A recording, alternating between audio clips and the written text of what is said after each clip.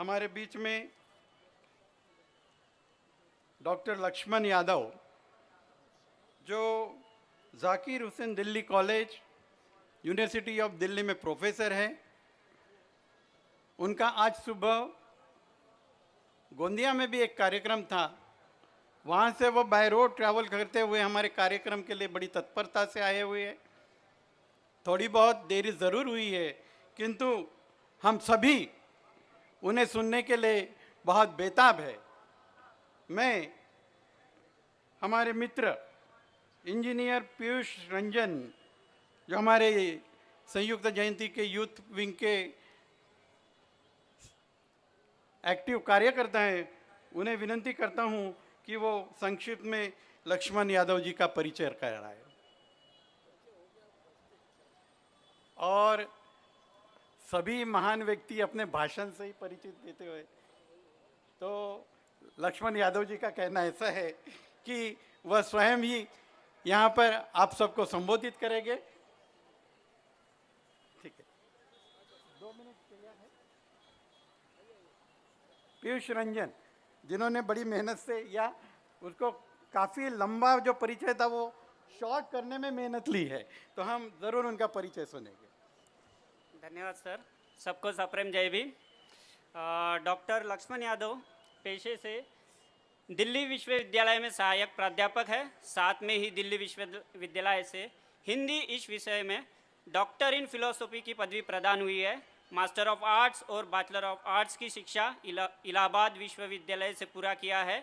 सामाजिक, सांस्कृतिक व राजनीतिक मसलों पर सोचने, समझने, पढ़ने, लिखने और बोलने में रुचि रखते हैं। वे सामाजिक न्याय के भीतर आर्थिक और लैंगिक न्याय के समर्थक हैं। आरक्षण के लिए लड़ाई हो या एसटी, एससी, ओबीसी के लिए लड़ाई हो, हर वो आंदोलनों में डॉक्टर लक्ष्मण जी को आप आगे पाएंगे। डॉक्टर लक्ष्मण देश के जाने माने बुद्धिजीवी और विचारक हैं। सामाजिक न्याय के जाने माने सोशल मीडिया एक्टिविस्ट भी माने जाते हैं। उन्हीं का एक मैं वायरल कोट बोलना चाहूँगा, कलम को तीर होने दो, तीर को कलम होने दो। सर,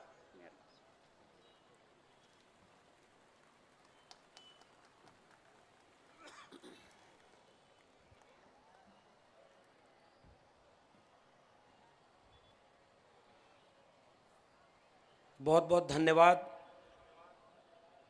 संचालक महोदय। और अक्सर हम लोग परिचय की शक्ल में जो अपनी तारीफ होती है वो सुनने में अजीब लगता है, इसीलिए मैंने आग्रह किया कि वो वक्त भी कुछ बाबा साहब पर बात करने में ही क्यों न लग जाए। लेकिन शुक्रिया आपका कि आपने परिचय दिया। डॉक्टर बाबा साहब अंबेडकर संयुक्त नागरी जयंती समारोह 2022 में आए हुए मंचासीन सम्मानितगण और इस मंच के सामने उपस्थित आप सभी लोगों को मेरा सादर जय भीम, जय मंडल, जय संविधान है, इंकलाब जिंदाबाद है।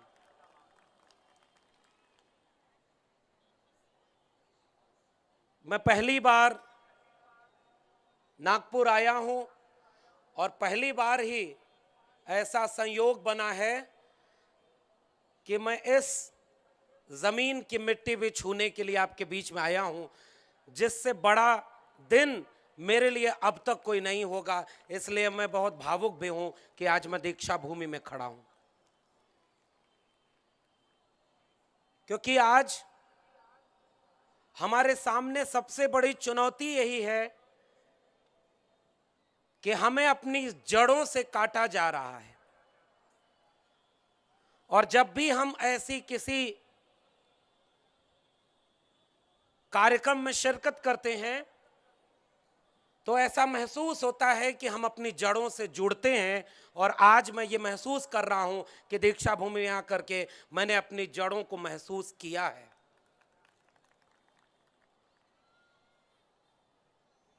साथ ही जिस दौर में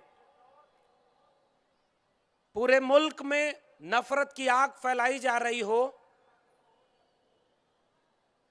दिल में गोडसे, गोलवलकर और हेडगवार को रख करके आज के दिन बाबा साहब की तस्वीर पर भी माला पहनाया जा रहा हो, नफरत का व्यापार सियासत की आड़ में किया जा रहा हो और उन्हें यह गुमान है कि वो संविधान सम्मत हर एक लोगों की आवाज को कुचल देंगे, हमारे नायकों को मिटा देंगे।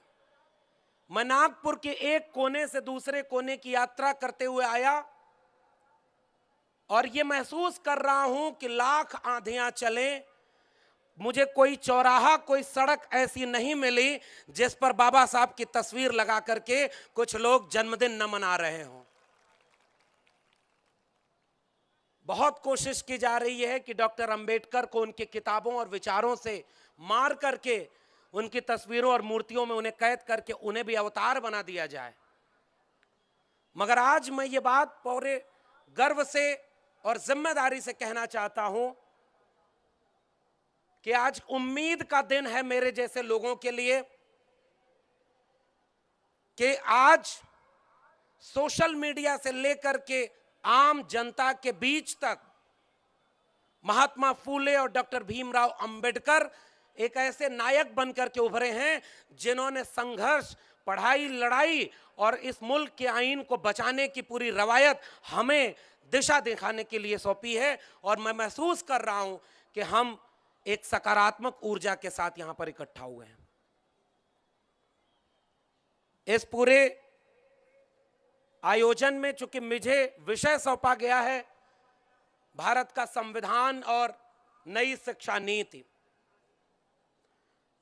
मगर मैं विषय पर आने के पहले कुछ जरूरी बातें इस मंच से कहना भी चाहता हूं।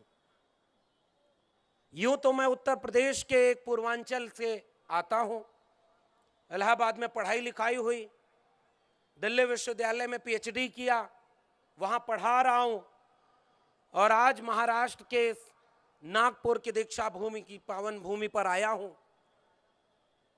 भूगोल सिमट कर रह गए और ऐसा लगता है कि अपनों के बीच से चल करके अपनों के बीच ही आया हूं। एक ऐसे ही देश की कल्पना डॉक्टर भीमराव अंबेडकर ने की रही होगी जिसमें भौगोलिक सीमाएं और भाषाएं जख्म और संघर्षों की बीच बाधा नहीं बनती। मुझे मराठी नहीं आती, लेकिन मुझे हिंदी आती है, लेकिन इस पर मुझे कोई गर्व नहीं है। अफसोस है कि मुझे मराठी भी आनी चाहिए थी। इस देश की भारतीय भाषाओं को जानते समझते शायद हम एक बेहतर दुनिया बनाने के लिए उस डाइवर्सिटी को एक करते। और भंते साहब ने अभी ठीक पहले मेरे ये बात कही कि इस मुल्क को अगर चलना है तो भारत के संविधान से ही चलेगा, किसी भी धर्म की किताब से या किसी भी धार्मिक नीति से नहीं चलेगा। मेरी बातचीत के मूल में यही है कि हम भारत के संविधान के मानने वाले लोग हैं। मगर अफसोस के साथ यह बात कहनी पड़ रही है कि जिस 2022 में हम बाबा साहब की 131वीं जयंती को मना रहे हैं, बहुत अफसोस है कि इसी मुल्क में संविधान लागू होने के बाद भी एक बहुत बड़े तबके में नफरत फैलाई जा चुकी है। उन्होंने नारा दिया था कि हम रामलला हम आएंगे, मंदिर वहीं बनाएंगे।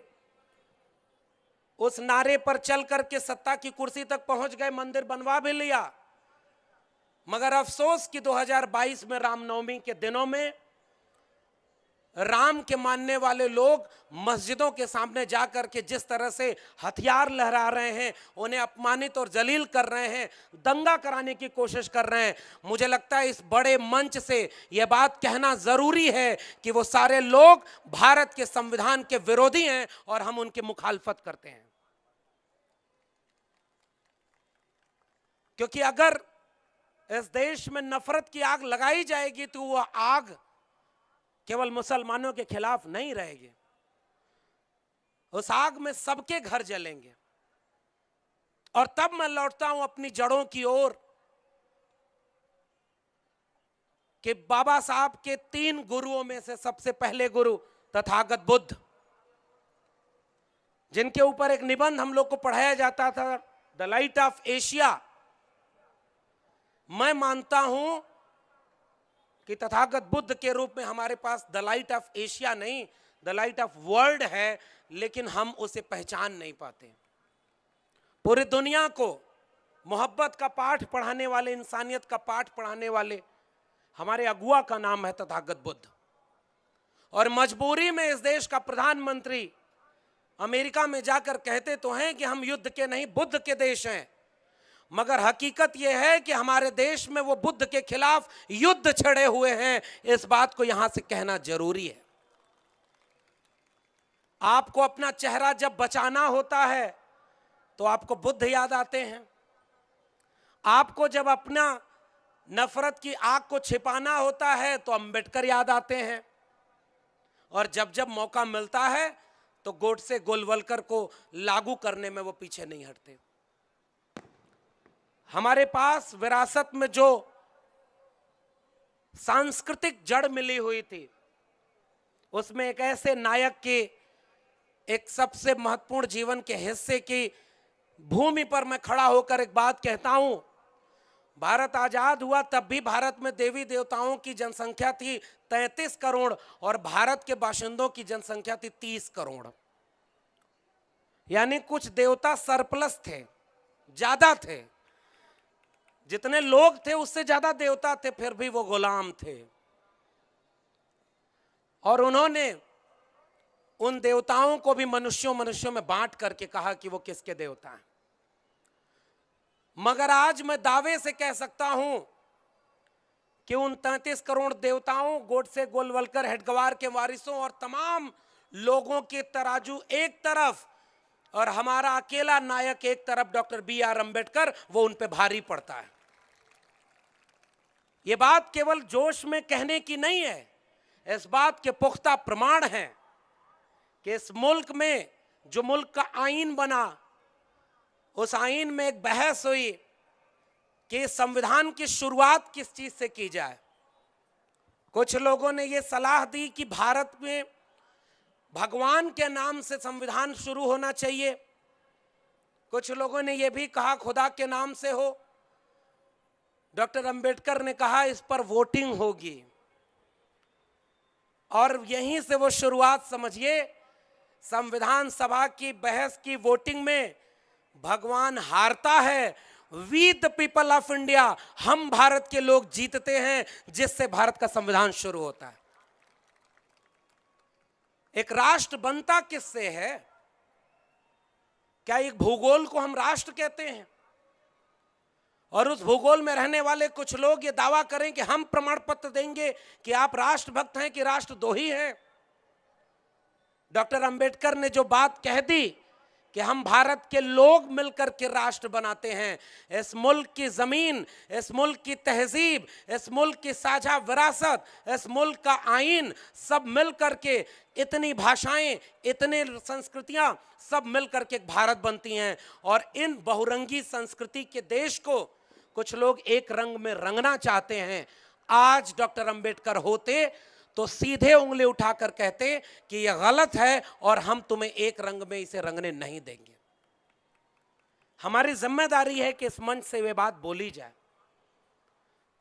यह अहमियत है उस भारत के संविधान की। हमारे लिए अहमियत भारत के संविधान की और क्या है? उनको मौका मिला तो उन्होंने मनुस्मृति लिखी। उनको मौका मिला तो उन्होंने लिखा मुखस्य जायते ब्राह्मण बाहुर नाम क्षत्रिय। उन्हें मौका मिला तो उन्होंने लिखा कि एक महिला को बचपन में पिता के अधीन, युवावस्था में पति के अधीन और वृद्धावस्था में पुत्र के अधीन होना चाहिए। उन्हें मौका मिला तो उन्होंने लिखा कि शूद्र अगर वेद के श्लोकों को सुन ले तो कान में शीशा पिघला के डालना चाहिए। उन्हें मौका मिला तो उन्होंने लिखा कि इस देश में महिलाओं और शूद्रों को पढ़ाई लिखाई से दूर रखना चाहिए। उन्हें मौका मिला तो उन्होंने लिखा कि इस देश में जगह, जमीन और संपत्ति का अधिकार महिलाओं और शूद्रों को नहीं देना चाहिए। हमारे नायक को मौका मिला तो उसने भारत का संविधान लिखा जिसमें सब बराबर थे, कोई बड़ा कोई छोटा नहीं था। यह फर्क है उनमें और हम में। हमने भारत के संविधान से ही बहुत कुछ सीखा है। दुनिया के तमाम देश जिन्होंने अपने यहाँ बहुत बड़ी बड़ी बातें करने के बावजूद महिलाओं को बराबरी का हक नहीं दिया था, भारत के संविधान ने डे 1 से महिलाओं को भी बराबरी का हक दिया। ये यूं ही नहीं हो गया था।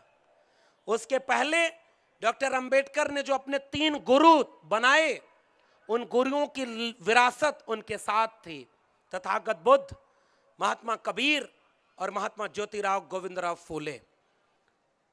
एक ने दुनिया को इंसानियत का पाठ पढ़ाया, बराबरी और मोहब्बत का, दया का पाठ पढ़ाया, सबको बराबर किया। उस तथागत बुद्ध के यहां आज दुनिया समझती है कि हां, एक ऐसा दर्शन है जो पूरी दुनिया में अपनी अहमियत रखता है। मैं हिंदी पढ़ाता हूं दिल्ली विश्वविद्यालय में, इसलिए मुझे पता है कबीर का मतलब केवल उस पाठ्यक्रम की दोहों से नहीं है, जिनमें तो ऐसा लगता है कि इस देश में कबीर को पढ़ाना कोई मजबूरी हो। ऐसे ऐसे दोहे पाठ्यक्रम में लगाए गए कि आपको कबीर से प्रेम नहीं पैदा होगा, विरक्ति पैदा होगी। पाठ्यक्रम कौन बना रहा था? वही लोग जिनके जहन में यह था कि महिलाएं और शूद्र पढ़ लिए तो सवाल करेंगे। आऊंगा नई शिक्षा नीति पर, और आज के दिन उस पर बात करना जरूरी भी है। मगर कबीर उन पाठ्यक्रम के दोहों से बाहर जब लिखते हैं कि एक बूंद ते सब उत्पन्ना, कौन बाभन कौन सूदा, हम कत तुम कत बाभन हम कत सूद, हम कत लोहू तुम कत दूध, अरे इन दोन राह न पाई, हिंदुन की हिंदुआई देखी तुर्कन की तुर्काई। काकर पाथर जोर के मस्जिद लई चुनाए, ता चढ़ मुल्ला बाग दे क्या बहरा हुआ खुदाए। तो पाथर पूजे हर मिले तो मैं पूजूं पहाड़, ताते ये चाकी भली पीस खाए संसार। कबीर ने मोहब्बत की बात की। मो को कहां ढूंढे रे बंदे, मैं तो तेरे पास में। ना मैं मंदिर, ना मैं मस्जिद, ना काबे कैलाश में, ना मैं जप में, ना मैं तप में, ना मैं व्रत उपवास में। खोजी हो तो तुरते मिले हो पल भर की तलाश में। कहे कबीर सुनो भाई साधो सब सांसों की सांस में। उसी भक्ति आंदोलन में रविदास ने लिखा कि जस केलन के पात पात में पात, तस मानुष की जात के जात जात में जात। रविदास मानुष न जुड़े जब तक जात न जात। हिंदू पूजे देहुरा, मुसलमान मसीत, दोनों में अल्लाह राम नहीं, कह रविदास विचार। रविदास ने कहा कि इस मंदिर मस्जिद की लड़ाई में हम हैं ही नहीं, इन दोनों में कोई खुदा और भगवान नहीं है। उसी दौर में बुल्ले शाह ने लिखा कि पढ़ पढ़ यार मुफाजिल बनिया, कभी अपने नाल नू पढ़िया ही नहीं। उसी दौर में गुरु नानक ने लिखा, बाबा फरीद ने लिखा, पलटू दादू भीखा ने लिखा कि सबके केंद्र में क्या है इंसानियत। और जिन सदियों से दबाया गया था वो आंख में आंख डाल करके लिखते हैं रविदास, जाके सिर सब ढोर ढुअंत हैं, अजहू फिरे बनारसी आसपासा, आचार सहित विप्र करें दंडौती, तिन तने रविदास दासानुदासा। हम उस विरासत के लोग हैं जिन्हें आज मंदिर और मस्जिद की लड़ाई में फंसाया जा रहा है। मेरा सवाल यही है कि जो लोग इस देश को हिंदू राष्ट्र बनाना चाहते हैं वो बताएं कि उनके हिंदू राष्ट्र में तथागत बुद्ध की जगह कहां है। कबीर, रविदास, गुरु नानक, पलटू दादू भीखा, बुल्ले शाह, बाबा फरीद की जगह कहां है। और वहां से होते हुए बसवन्ना, चोखा मेला, आयंकली, नारायण गुरु और महाराष्ट्र की जमीन पर खड़ा होकर के जिसे एक नाम को और शिद्दत से लेना चाहूंगा, महात्मा ज्योतिराव गोविंदराव फूले। ये सारे लोग तुम्हारे हिंदू राष्ट्र में नहीं है, तो हम इस हिंदू राष्ट्र का विरोध करते हैं और ऐसे हिंदू राष्ट्र को कभी बनने नहीं देंगे। ये कहना मुश्किल भरा है, फिर भी मैं ये कहने का जोखिम उठा रहा हूं।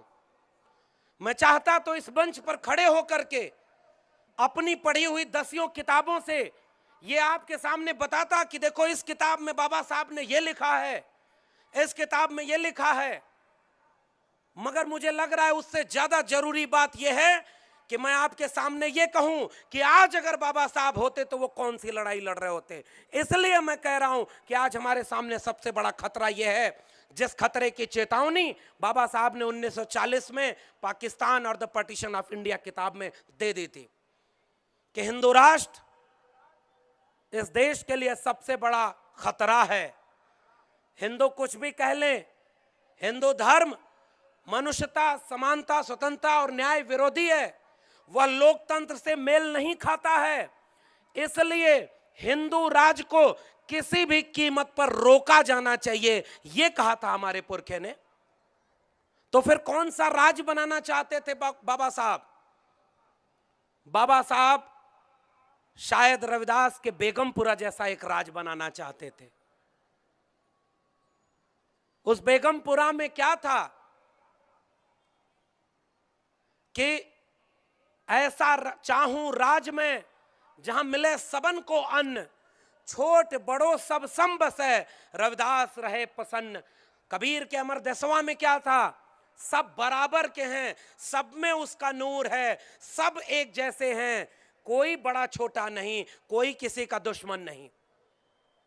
और उन सब को मिलाकर भारत के संविधान में बाबा साहब ने यह हक दिया कि आप सब बराबर के नागरिक हैं, लेकिन चेतावनी भी दी थी। मैं उस चेतावनी को कोट करना चाहता हूं। 26 नवंबर 1949 को संविधान सभा की आखिरी बात में बाबा साहब ने एक बात कही कि आज से हम अंतर विरोधों के दौर में प्रवेश कर रहे हैं। हमने एक व्यक्ति एक वोट का अधिकार तो दे दिया, मगर यह राजनीतिक बराबरी तब तक कोई अर्थ नहीं रखेगी जब तक सामाजिक और आर्थिक बराबरी कायम नहीं होगी। और यह कागज का पुलिंदा बचेगा संविधान, अगर इसे लागू करने वाले लोग ठीक नहीं हुए। मैं आपसे पूछना चाहता हूं, एक बात बताइए, क्या ऐसा नहीं लग रहा कि इस देश में अब संविधान केवल कागज का पुलिंदा मात्र ही बचा है और सारा काम संविधान के विरोध में किया जा रहा है? और उस काम में एक काम है नई शिक्षा नीति 2020। दुनिया कोविड से लड़ रही थी, हमारे देश में लोग इंसानों से लड़ रहे थे। आपदा को अवसर में बनाकर 3 कृषक कानून, 3 श्रमिक कानून और नई शिक्षा नीति 2020, ये 3 चीजें लागू कर रहे थे। इन्हें इंसानों की फिक्र नहीं थी, इन्हें वह फिक्र थी कि कैसे फसलों और नस्लों को, कैसे श्रमिकों के अधिकारों को और कैसे आपके बच्चों के भविष्य में शिक्षा के अधिकार को निजी हाथों में बेच करके मानसिक गुलाम पैदा किया जाए। इसलिए ये तीनों काम एक साथ कोविड की आड़ में हुए। दोस्तों, ये बात यहां पर कहना जरूरी है कि हमारे पुरखों ने कभी भी किसी भी किस्म की धर्म, मजहब, मंदिर, मस्जिद की लड़ाई नहीं लड़ी थी। अगर सबने मिलकर कोई लड़ाई लड़ी थी तो वो एक लड़ाई थी शिक्षा और स्वाभिमान की लड़ाई। हमें वह लड़ाई लड़नी पड़ेगी, यही आज का सच है। महात्मा फूले, उनके पिता ने जब उनसे कहा कि तुम धर्म विरुद्ध काम कर रहे हो, महिलाओं और शूद्रों के लिए शिक्षा की बात कर रहे हो, अब या तो तुम अपना घर चुनो या ये स्कूल चुनो। हाथ उठाकर बताइए, ज्योतिबा फूले ने क्या चुना था? क्या चुना था? अपना घर चुना क्या? उन्होंने स्कूल चुना। अगर वो अच्छे पुत्र बनकर पिता की बात मान गए होते तो आज हम शायद ज्योतिबा फूले को याद नहीं कर रहे होते। लेकिन अपने परिवार और पिता के खिलाफ जाकर जाने कितने पीढ़ियों का मुस्तकबिल बदलने के लिए उन्होंने उन लोगों के लिए स्कूल खोलना शुरू किया जिनके बच्चों को शिक्षा वंचित कर दी गई थी। आज शिक्षा की बात करना सबसे जरूरी सवाल इसलिए है। बॉम्बे लेजिस्लेटिव असेंबली में बाबा साहब ने जब अपना वक्तव्य रखा तो उन्होंने कुछ चिंताओं में से सबसे प्रमुख चिंता यह की थी कि इस देश में पैसा जो आप वसूलते हैं सबसे वसूलते हैं, मगर आप शिक्षा पर कितना खर्च कर रहे हैं? 1% से भी कम। इसलिए शिक्षा का बजट बढ़ाना है, तभी भारत में समानता और न्याय स्थापित होगा। 1888 में ड्यूक ऑफ कनाट आए थे पुणे में, इसी महाराष्ट्र के दूसरे कोने पर। मैं एक बात कह रहा हूं, अगर आपको समझ में आ जाए तो मुझे इशारे में बताइएगा। मैंने जिस दौर में कबीर, रविदास, नानक, पलटू दादू, भीखा, बुल्ले शाह, बाबा फरीद की बात की, भारत में पुनर्जागरण हो रहा था, जो 6वीं शताब्दी ईसा पूर्व में तथागत बुद्ध ने एक रोशनी दिखाई थी, दूसरी बार रोशनी वो 13वीं, 12वीं, 14वीं सदी में दूसरी बार भारत में उठी थी। उसी समय दुनिया के दूसरे कोने पर रेनेसा हुआ, वहां के लोगों ने साफ कह दिया ईश्वर मर गया है, और उन्होंने 15वीं शताब्दी तक जाते आते अपने यहाँ विज्ञान और तकनीक से औद्योगिक क्रांति की, और 16वीं शताब्दी तक आते आते पूरी दुनिया के बड़े हिस्से को गुलाम बना लिया। हमारे यहाँ क्या हुआ? हम कहते हैं कि हमारे यहाँ सब थे। अब मैं कुछ उदाहरण देता हूं। हमारे यहाँ कुछ लोग जो हिंदू राष्ट्र और सनातन परंपरा की बात करते हैं, वो कहते हैं कि हमारे यहाँ जीरो की खोज हुई थी। मैं उनसे पूछता हूं कि जीरो के आगे फिर क्यों नहीं बढ़ पाए? जीरो पर ही क्यों रुक गए? आज जितनी चीजें इस्तेमाल करते हैं उसमें से कितनी खोज आपके उस धर्म की किताब का है जिसमें लिखा था मुखस्य जायते ब्राह्मण बाहुर नाम क्षत्रिय? और वहां कहते हैं चारवाक और लोकायत थे। मैं भी कहता हूं कि यहाँ चारवाक लोकायत थे, तथागत बुद्ध थे, विज्ञान का दर्शन था। लेकिन तुमने विज्ञान के दर्शन को नहीं चुना, तुमने वेद और पुराण को चुना, जिसके जरिए अंधविश्वास और कर्मकांड इस देश में फैलाया जा सके।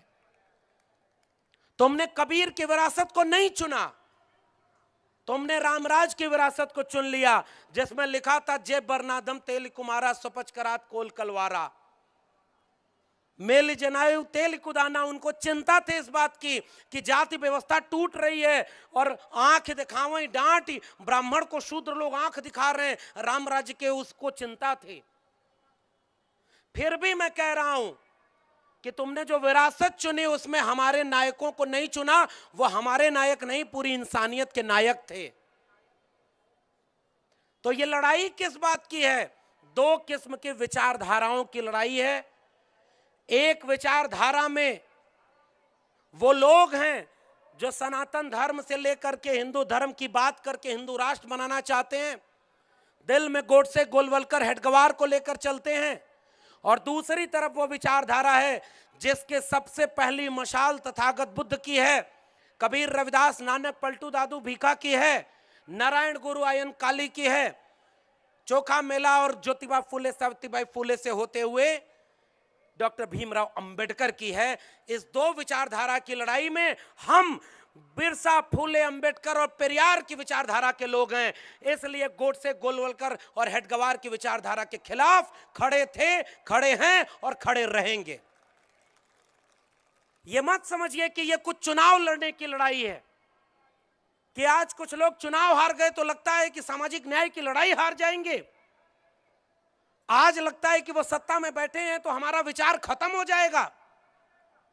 आज लगता है उन्हें कि डॉक्टर अंबेडकर की बड़ी सी मूर्ति बनवा दो, दलित पिछड़े खुश हो जाएंगे कि हम भी डॉक्टर अंबेडकर को मानते हैं। मैं आपसे एक सवाल पूछता हूं, जो आपके बच्चों की शिक्षा बर्बाद करे, जो आपके बच्चों का रोजगार बर्बाद करे, जो आपके बच्चों के भविष्य के लिए सारी सरकारी संपत्ति को अपने दोस्तों को बेच दे, जो इस देश के मुल्क के आईन को, भारत के संविधान को चकनाचूर कर दे और बड़ी सी मूर्ति डॉक्टर अंबेडकर की लगाकर उस पर माला पहनाए, क्या उसे आप अपना नेता मानेंगे? क्या वो हमारे नायक हो सकते हैं क्या? अरे हम उस विरासत के लोग हैं जिसमें डॉक्टर अंबेडकर खुद कह के गए थे, व्यक्ति पूजा मत करना, मुझे मूर्तियों में मत ढूंढना, मैं तुम्हें किताबों में मिलूंगा और सड़क की लड़ाई में मिलूंगा। तो पढ़ाई और लड़ाई में आज जरूरत है डॉक्टर अंबेडकर को अपने सीने से लगाकर आगे चलने की। कहीं धोखा न हो जाए कि हम भी किसी मूर्ति के सामने दंडवत होकर के पूजने लगे और डॉक्टर अंबेडकर को वो लोग विष्णु का अवतार बना दें। खतरा इस बात का है क्योंकि अब वो डॉक्टर अंबेडकर को खत्म तो नहीं कर सकते, खत्म तो नहीं कर सकते ना। मैं इस पूरे पोस्टर देख करके आ रहा था नागपुर में, तो दो पोस्टर देखा। इशारे में बात करूंगा, इस वैचारिक मंच से किसी नेता का नाम लेकर के इसकी गरिमा को हल्का नहीं करूंगा, लेकिन इशारा समझ जाइएगा तो बताइएगा खतरा क्या है। नए नए लोग मुख्यमंत्री बने, नेता बने, तो एक तरफ हनुमान चालीसा का पाठ करवाते हैं और दूसरी तरफ कहते हैं कि डॉक्टर अंबेडकर हमारे नेता हैं। क्या ये दोनों एक साथ चल सकता है क्या? हनुमान चालीसा और डॉक्टर अंबेडकर एक साथ चल जाएंगे क्या? आप पहचान गए ना मैं किसकी बात कर रहा हूं। और दूसरे तो वो लोग हैं ही, उसी पोस्टर में उन्होंने बनाया था हनुमान चालीसा का भव्य आयोजन आधा, और दूसरी तरफ भारत रत्न संविधान के निर्माता पूज्य बाबा साहब अंबेडकर की जयंती समारोह। ये दोनों एक साथ चल सकता है क्या? और दूसरी तरफ वो लोग हैं जो अंबेडकर की मूर्ति बनवा करके सोच रहे हैं कि हम सबके नायक बन जाएंगे। पूछिए उन लोगों से कि 2 अप्रैल का भारत बंद क्यों करना पड़ा था। पूछिए उन लोगों से 2 अप्रैल 2018 को इस देश के दलित, पिछड़े, आदिवासी, पसमानदा मिल करके भारत की सड़कों पर क्यों उतरे थे? क्योंकि उनकी सरकार में SC/ST एट्रोसिटी प्रिवेंशन एक्ट से छिड़खानी की गई थी। इस देश का वंचित, शोषित 90% बहुजन मुट्ठी बांध करके देश की सड़कों पर था और 56 इंच की सरकार को पहली बार झुकने पर मजबूर कर दिया था। यह आपकी ताकत है। और दूसरी ताकत, उसी साल, उसी टेन्योर में जब 13 पॉइंट रोस्टर लाया गया कि इस देश में अब दलित, पिछड़े, आदिवासियों के बच्चे प्रोफेसर नहीं बन सकते, तो चाहे 2 अप्रैल का भारत बंद हो, दोस्तों इस बात को बड़ी गंभीरता से सुनिएगा, कि चाहे 2 अप्रैल का भारत बंद हो या 5 मार्च 2019 का भारत बंद हो, इस देश के बड़े बड़े नेता जब एसी में लेटे हुए सोए हुए थे, समझ नहीं पा रहे थे क्या करें, इस मुल्क के समझदार, जागरूक, बाबा साहब की विरासत वाले लोग दिल्ली और देश भर की सड़कों पर उतर गए और दोबारा 13 पॉइंट रोस्टर पर झुकने पर मजबूर कर दिया था। ये 2 जीत हमारे साझा संघर्षों की जीत है। इसलिए इस बात का इशारा करना जरूरी है कि आज कुछ लोग ये कहने लगते हैं कि उनके नेता हार रहे हैं तो उनकी जनता भी हार गई। हमारे पुरखे कभी हारे नहीं थे। भेजा था ज्योतिबा फूले की भी हत्या करने किसी को, आपने जीवनी पढ़ी होगी तो आपको पता होगा। ज्योतिबा फूले उसको बुलाकर पूछते हैं कि तुम मेरी हत्या क्यों करना चाहते हो? तो वो व्यक्ति बोलता है कि इसके मुझे इतने रुपए मिलेंगे।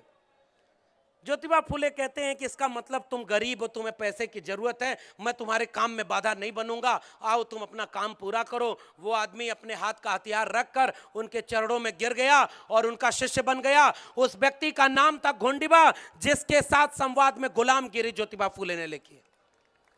हमारे नायक तो वो थे, तथागत बुद्ध से लेकर के ज्योतिबा फूले और अंबेडकर, जिन्होंने परायों को भी अपना बना लिया। आज हमारे कुछ लोग पराये होकर उनकी गोद में बैठ करके, मान्यवर कांशीराम कहते थे, चमचे हो गए और हमारी बातों का सौदा वहां कर रहे हैं। इस वैचारिक मंच से अगर ये खरी खरी बातें नहीं कहूंगा तो मैं अपने आप से आंख नहीं मिला पाऊंगा, क्योंकि मुझे पता है कि जो दिल में गोडसे, गोलवलकर, हेडगवार को लेकर के आज अंबेडकर की मूर्ति पर माला डाले, वो आज अंबेडकर से आंख नहीं मिला पाए होंगे मूर्ति से, क्योंकि उनको पता था कि वो बहुत बड़ा धोखे का काम कर रहे हैं। मैं कम से कम घर लौटूं तो गर्व से कहूं कि दीक्षा भूमि में खड़े होकर इस दौर का वह सच कहना था जिसे कहने पर जेल में भेजा जा रहा है, वह सच कह के आया हूं। मैं अंबेडकर और फूले को थोड़ा सा जी के आया हूं, इसलिए आपके बीच में आया हूं। और यह सच यह है कि मेरे अपने विश्वविद्यालय के प्रोफेसर हैनी बाबू,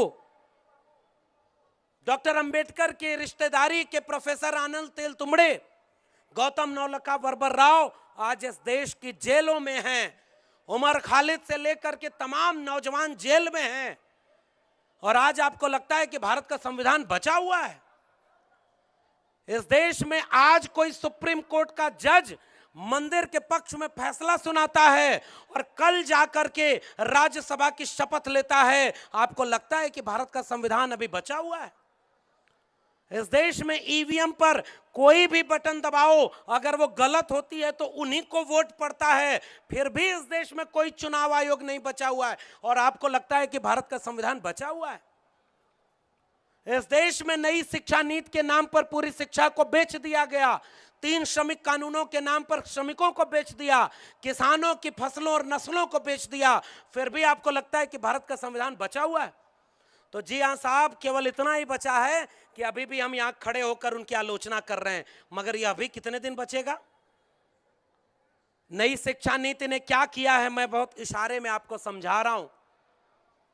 board of governors, board of governors का मतलब है कि एक एजुकेशनल इंस्टीट्यूशन को चलाने के लिए जितने मेंबर्स बनेंगे उनमें आधे से लोग ज्यादा जो बाहर के शिक्षा जगत से बाहर के आएंगे वो बैठेंगे। यानी डिसीजन कौन लेगा, कोई और व्यक्ति, कि आपके बच्चे क्या पढ़ेंगे क्या नहीं पढ़ेंगे। नई शिक्षा नीति कहती है क्लोजर और मर्जर, यानी पुराने स्कूल जिसमें विद्यार्थी कम है उन्हें बंद किया जाएगा। 45,000 डिग्री कॉलेजों को अगले 20 साल में बंद करके 15,000 पर लाया जाएगा क्लोजर और मर्जर के तहत, ताकि उनकी गुणवत्ता को उठाया जाए। हाथी के दांत दिखाने के और खाने के और।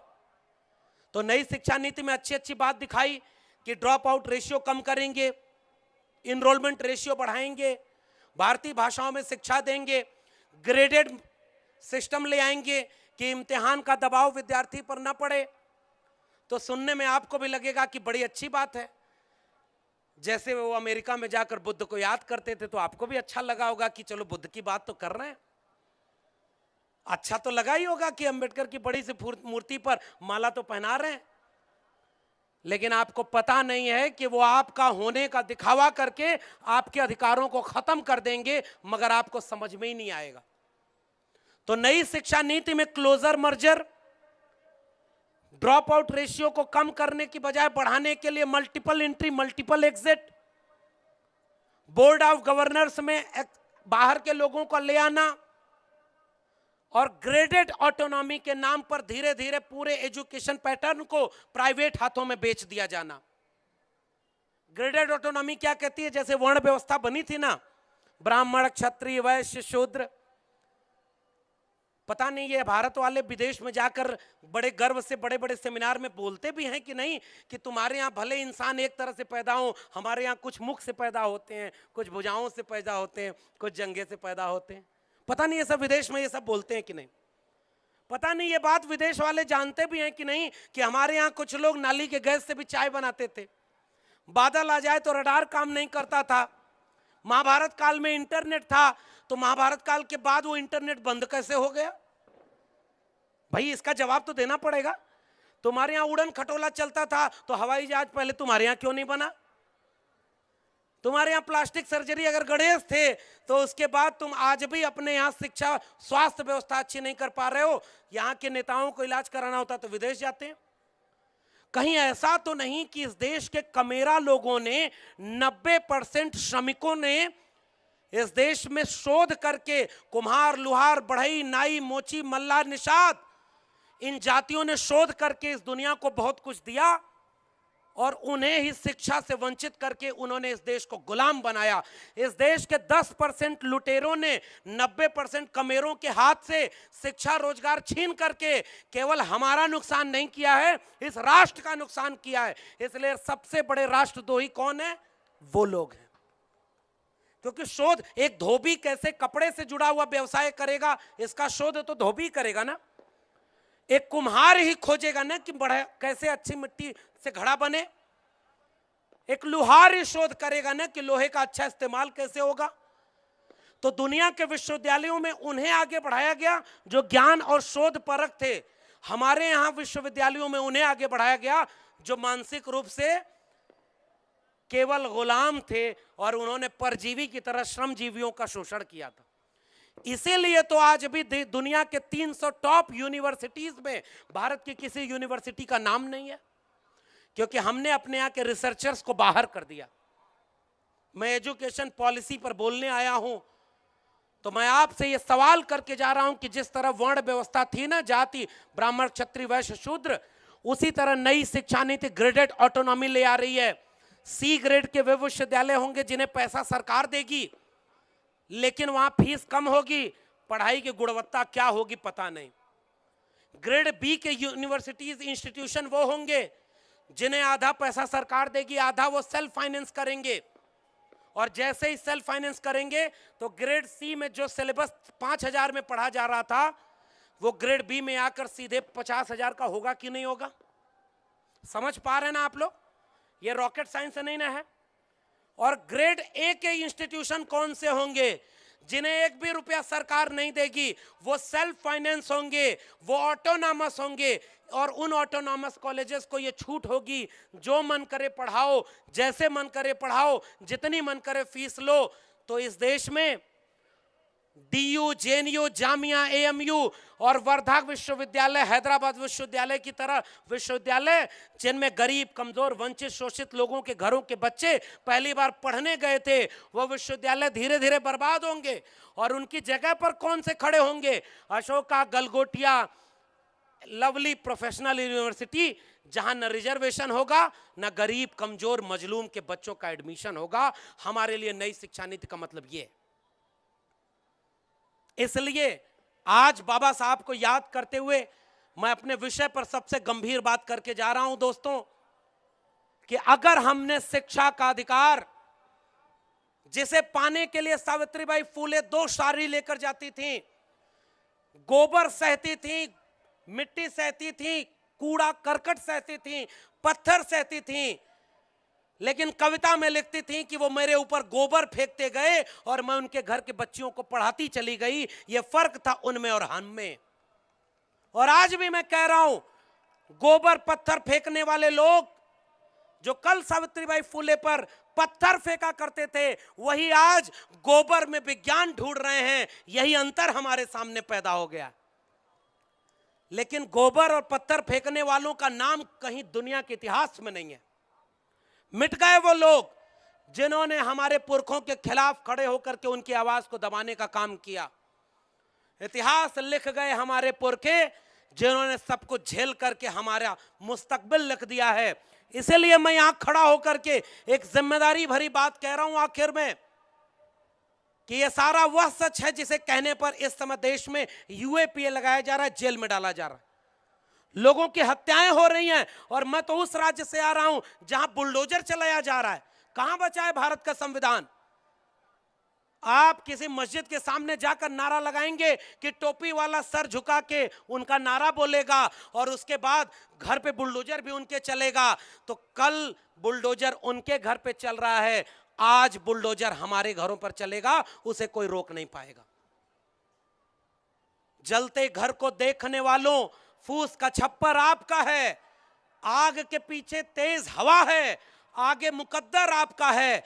उनके कत्ल पे मैं भी चुप था, मेरा नंबर अब आया, मेरे कत्ल पे आप भी चुप हो, अगला नंबर आपका है। कौन भूल जाएगा कि साथी रोहित वेमुला की सांस्थानिक हत्या क्यों हुई थी, किसके कार्यकाल में हुई थी? रोहित वेमुला हैदराबाद का शोधार्थी, कोई जेल में है क्या रोहित वेमुला के हत्यारों में से? कोई डॉक्टर पायल तड़वी के सांस्थानिक हत्या के बाद कोई जेल में गया क्या?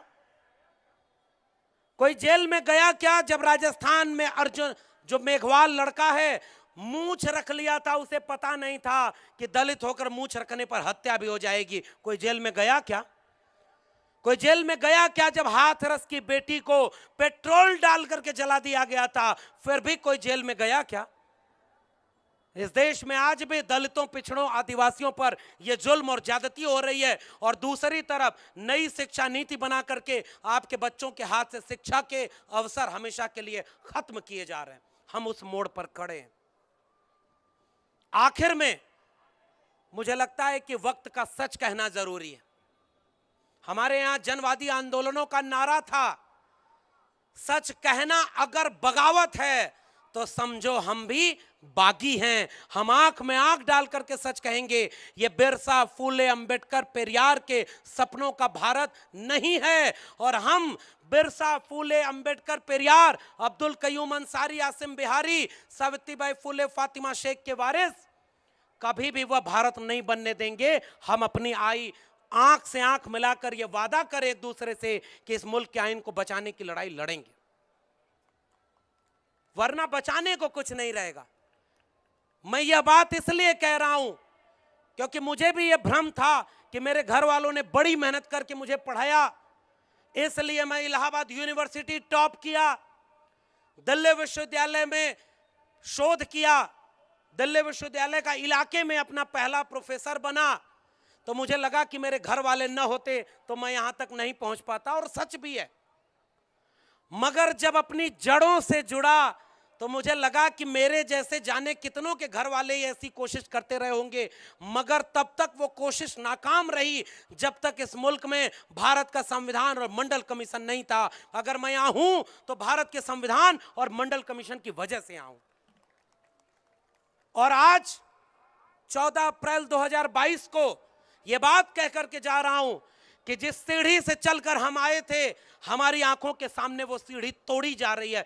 इसलिए आज अगर बाबा साहब होते तो हमारे ऊपर नाराज होते कि जो कारवां हमने तुम्हें सौंपा था, एक वादा लिया था कि इसे आगे ले जाना, पीछे मत जाने देना, नहीं आगे ले जाओ तो वहीं छोड़ देना।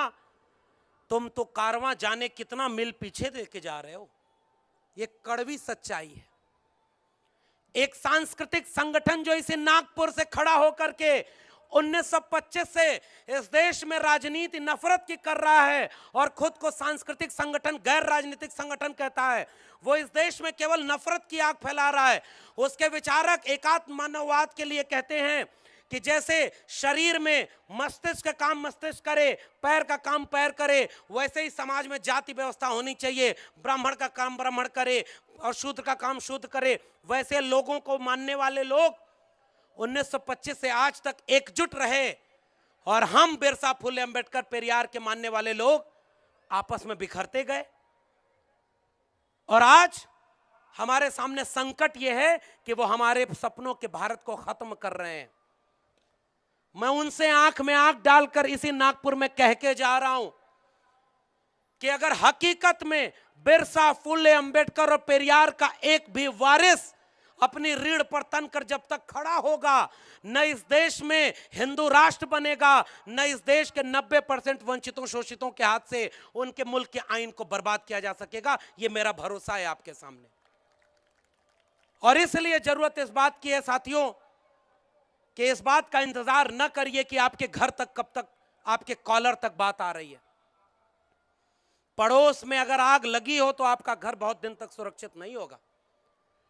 भगत सिंह को मैं याद करना चाहता हूं, बाबा साहब मिल करके, और कुडी अरसू में पेरियार, और अपने पत्र में बाबा साहब ने 23 मार्च 1931 के बाद संपादकीय भगत सिंह के नाम लिखा था। भगत सिंह के मन में भी इच्छा थी कि वो डॉक्टर अंबेडकर के साथ काम करें। भगत सिंह ने कहा, मुझे जीने की ख्वाहिश है, लेकिन मैं ऐसे जीना नहीं चाहता। मैं चाहता हूं कि मैं मरूं तो मेरी लहू का एक एक कतरा इंकलाब लाए। आने वाले वक्त में माएं अपने बच्चों को भगत सिंह बनाने का ख्वाब देखें। क्या हम जानते हैं या नहीं समझ रहे कि भगत सिंह और अंबेडकर के सपनों के भारत को खत्म किया जा रहा है। आज बाबा साहब होते, ईवी रामास्वामी नायकर, पेरियार। और आखिरी बात कि हमको डर लगता है ये बात कहने में कि वक्त खराब है। मेरा सवाल का जवाब दीजिए, क्या ज्योतिबा फुले के वक्त में वक्त उनके समर्थन में था क्या? क्या डॉक्टर अंबेडकर जब अपनी लड़ाई लड़ रहे थे तो वक्त उनके अनुकूल था क्या? क्या पेरियार जब दक्षिण भारत में लड़ रहे थे तो वक्त उनके अनुकूल था क्या? क्या भगत सिंह लड़ रहे थे तो उनके अनुकूल वक्त था? अरे वो लोग तो अकेले लड़ गए, हम तो इतने लोग हैं, अगर एक मुट्ठी बांध लें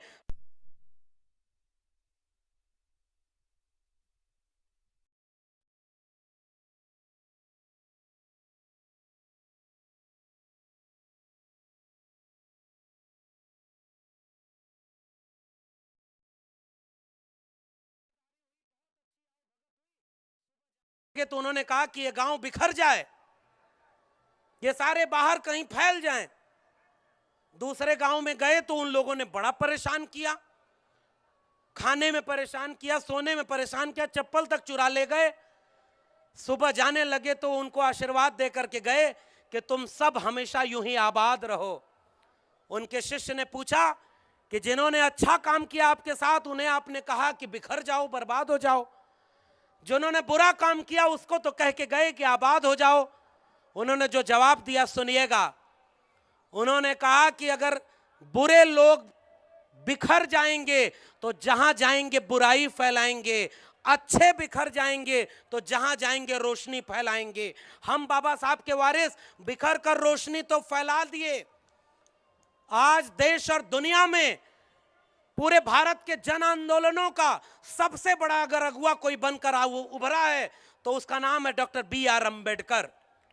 CNRC का आंदोलन हो, किसान आंदोलन हो, 13 पॉइंट रोस्टर का शिक्षा बचाने का आंदोलन हो या संविधान बचाने का आंदोलन हो, डॉक्टर अंबेडकर जिन्हें आजादी के बाद जमीन में गाड़ने की कोशिश की गई, मिट्टी फोड़ करके एक एक दिल में कैद हो गए हैं और आज हर बुलंद आवाज की अपनी तस्वीर बने हुए हैं।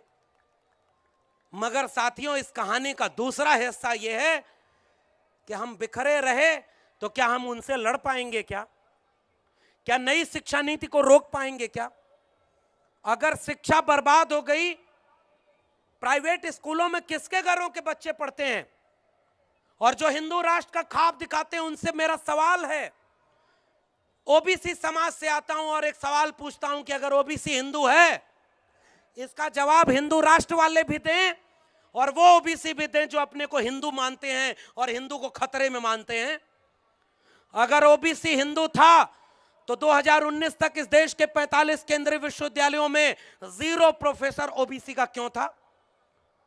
आपके जज 52% कहां हैं? डॉक्टर, इंजीनियर, वकील कहां हैं? इस मुल्क के 52% जमीनों पर क्या इस देश के ओबीसी का कब्जा है? अगर दलित हिंदू है, आदिवासी हिंदू है, तो बताओ ये 85% आवाम की 85% जमीन, 85% डॉक्टर, 85% इंजीनियर, 85% प्रोफेसर कहां हैं? आपको हिंदू तब बनाया जाएगा जब मुसलमान के खिलाफ आग लगानी होगी। अगर आप हिंदू थे तो आपके आरक्षण को किसने रोका? विश्वविद्यालयों में बैठकर दलित, पिछड़े, आदिवासियों को NFS कौन करता है? मुसलमान करता है क्या? इस देश में आरक्षण को खत्म करने वाला एक छोटा सा किस्सा। एक पंडित दूसरे के घर में कथा बांचने गया। मेरे पास 5 मिनट है अभी, आयोजक लोग बताएं। अच्छा लग रहा है, बोलने ही रहूं। एक ब्राह्मण गया और मैं हिम्मत कर रहा हूं यहां से सच और सीधा सब बात बोलने का। दूसरे के घर में बच्चे को पूछने लगे माँ बाप, दलित पिछड़े घरों के, कि हमारे बच्चे को देखिए ये आगे नहीं बढ़ पा रहा है। तो ब्राह्मण ने बोला इसकी ग्रह दशा ठीक नहीं है, हमसे हवन करा लो, तुम्हारा बच्चा आगे बढ़ जाएगा। उसका बेटा भी साथ में था। घर लौट कर आया तो ब्राह्मण से पूछा कि मुझे भी रोजगार नहीं मिल रहा है, मेरे लिए क्या कहोगे? तो ब्राह्मण ने कहा तुम्हारी ग्रह दशा ठीक है, आरक्षण है इसलिए तुम आगे नहीं बढ़ पा रहे हो। दलित, पिछड़े, आदिवासी के बच्चों को आगे बढ़ने के लिए ग्रह दशा ठीक नहीं है और अपने बच्चे के लिए आरक्षण दोषी है। भूल गए आप, यूक्रेन में अगर किसी का बेटा मरा, उस वक्त भी उनकी जातिगत नफरत ऐसी थी कि वो आरक्षण को गाली दे रहे थे। इस देश में मेरिट के नाम पर दलितों, पिछड़ों, आदिवासियों के बच्चों को एकलव्य और शंभुक बनाने वाले लोग कौन थे? यह सवाल है मेरा उन लोगों से जो हिंदू राष्ट्र बनाने की बात करते हैं।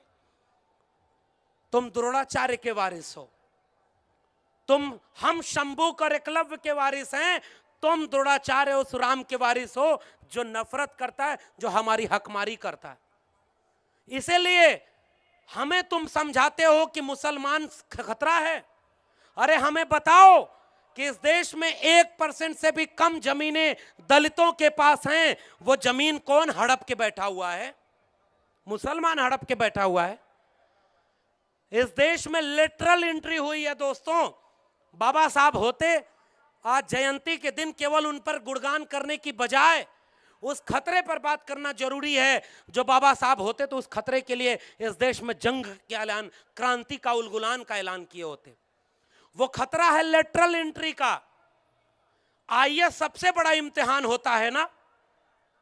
आईएएस बनने में पहले ये दलित पिछड़ों को रोकते रहे और अब लेटरल एंट्री आए हैं। लेटरल का मतलब समझते हैं?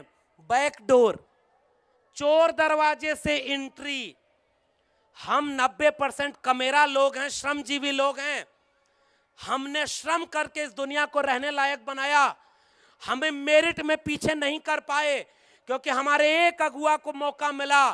तो 6 भाषाएं और 26 डिग्रियां लेकर के जब संविधान सभा की बैठक हुई तो सामने विकल्प बन के खड़ा था, उससे ज्यादा पढ़ा लिखा व्यक्ति कोई नहीं था, इसलिए डॉक्टर अंबेडकर को संविधान सभा का नॉमिनेशन किया गया था। कोई एहसान नहीं किया था, और तुमने हमें रोका है, इसलिए हमारी मेरिट पर शक करते हो। मेरे सवाल का जवाब दो कि 340 पोस्ट पर लेटरल एंट्री तुमने कर ली, एक दलित, एक पिछड़ा, एक आदिवासी, एक पसमानदा का नाम बता दो जिसको 340 को तुमने ज्वाइंट सेक्रेटरी बना दिया। कहां बचा है संविधान? और हिंदू राष्ट्र बनाने वाले लोग जवाब दें कि लेटरल एंट्री में एक भी दलित, पिछड़ा, आदिवासी क्यों नहीं है? प्रोफेसर बनाने के लिए अब नया कानून ले आ रहे हैं कि पीएचडी डिग्री अब जरूरत नहीं है। उनका हाफ पैंट पहन करके जो शाखा लगाएगा उसे वाइस चांसलर बनाएंगे, प्रिंसिपल बनाएंगे, उसे प्रोफेसर बनाएंगे, इंजीनियर बनाएंगे।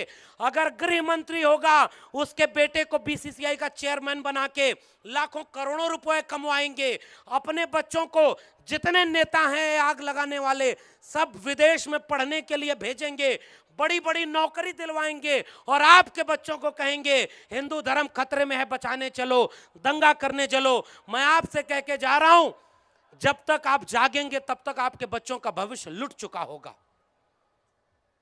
ये लेटरल एंट्री, प्राइवेटाइजेशन, निजीकरण हमारे संवैधानिक मूल्यों, बाबा साहब के संविधान, ज्योतिबा फुले की लड़ाई, छत्रपति शाहू जी महाराज के आरक्षण, उन सब के खिलाफ है। वो बेच रहे हैं भारत को, मैं चैन से कैसे सो जाऊं? सौगंध मुझे इस मिट्टी की, मैं देश नहीं बिकने दूंगा। उसको चाय बेचते हुए रेलवे स्टेशन पर किसी ने नहीं देखा, मगर उसने इस देश की रेलवे को बेच दिया है आपकी आंखों के सामने, झूठ बोल करके। रेल बेच दिया, नवरत्न कंपनियां बेच दी, बैंक बेच दिए, रेलवे की जमीनें बेच रहे हैं, और आपके बच्चों की शिक्षा नई शिक्षा नीति में बेच चुके हैं। और पहले ही वो बोल चुका है, हमारा क्या है, हम तो फकीर आदमी है जी, झोला उठाकर चल देंगे।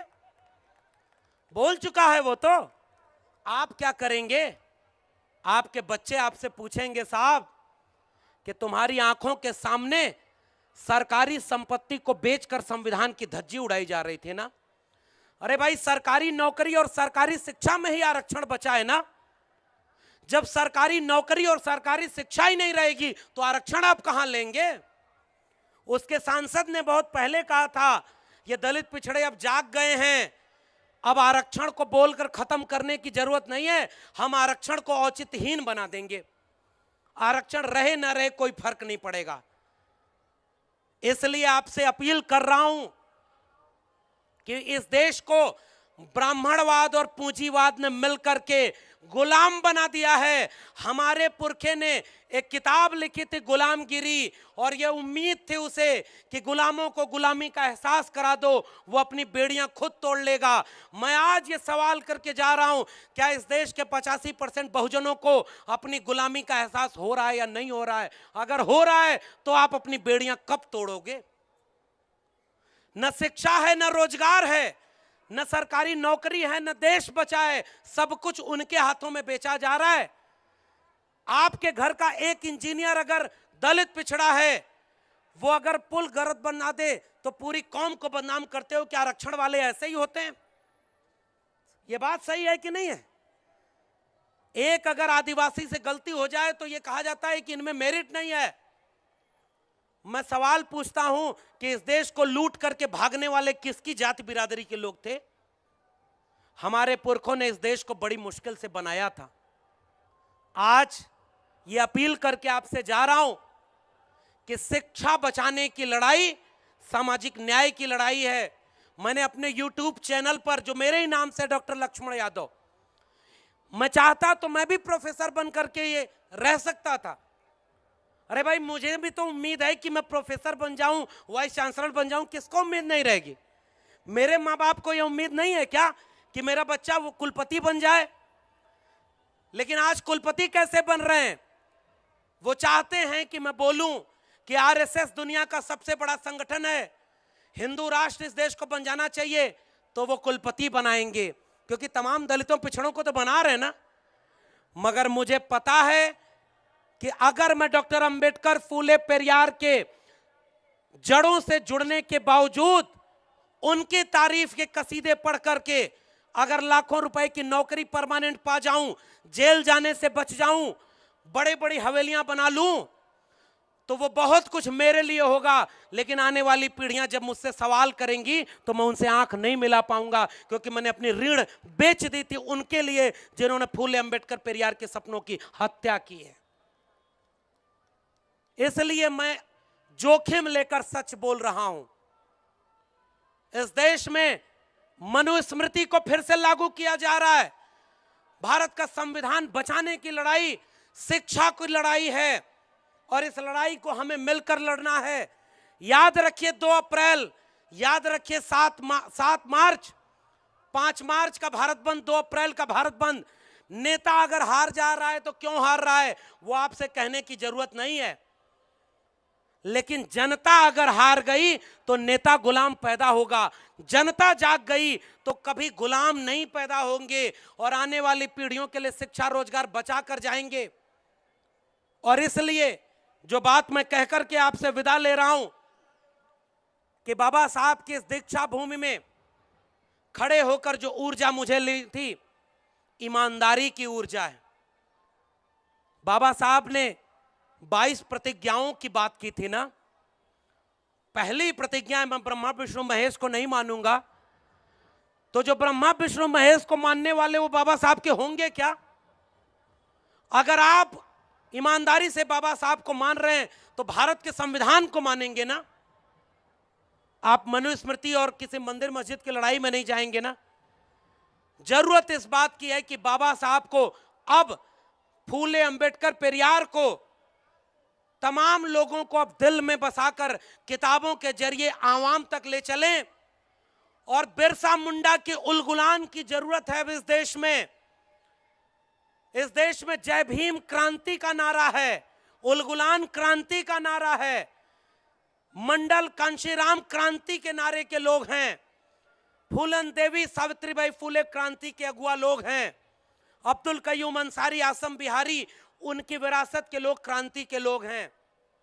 आज अगर इस देश में बिरसा फूले अंबेडकर पेरियार के सपनों का भारत बनाना है तो एक उलगुलान की जरूरत है, क्रांति की जरूरत है।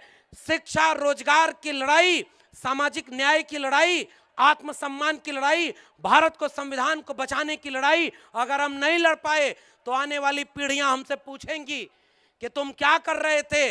मैं गर्व से कह कर के जाऊंगा कि उस दौर में भी सच बोलने पर जब जेल में डाला जा रहा था, गोली मारी जा रही थी, मैं दीक्षा भूमि में खड़े होकर कह रहा था कि भारत का संविधान खत्म किया जा रहा है और उसके खिलाफ लड़ाई में उलगुलान की जरूरत है। मैं तैयार हूं, आप ईमानदारी से जाकर सोचिएगा। अगर तैयार हैं तो चलिए डॉक्टर अंबेडकर, फूले पेरियार, उनको किताबों के जरिए इस देश में सामाजिक और सांस्कृतिक परिवर्तन के लिए, जाति जनगणना के लिए, निजीकरण के खिलाफ, नई शिक्षा नीति के खिलाफ, ब्राह्मणवाद, पूंजीवाद और पितृसत्ता के खिलाफ एक क्रांति का आगाज करें, ताकि आने वाली पीढ़ियों को नाज हो कि जिन्हें विरासत में सौंपा गया था उन्होंने उसे बर्बाद नहीं होने दिया, उस कारवां को आगे ले गए।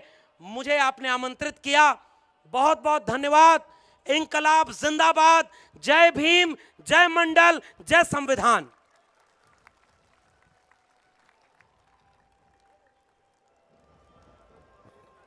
बहुत बहुत धन्यवाद। यह भाषण रहा मुर्दों में भी जान डालने वाला, और अगर अभी भी जान नहीं आई, मुर्दों में जान नहीं आई और हम सतर्क नहीं हुए तो हम लड़ाई नहीं जीत सकते। बहुत धन्यवाद आपका। अब वक्त नहीं हमारे पास भगत सिंह और अंबेडकर पैदा करने का। अब वक्त नहीं हमारे पास भगत सिंह और अंबेडकर पैदा करने का। अब हमें खुद को भगत सिंह और अंबेडकर बन के अपनी खुद की लड़ाई लड़ना पड़ेगा, तभी हम अपनी लड़ाई जीत सकते।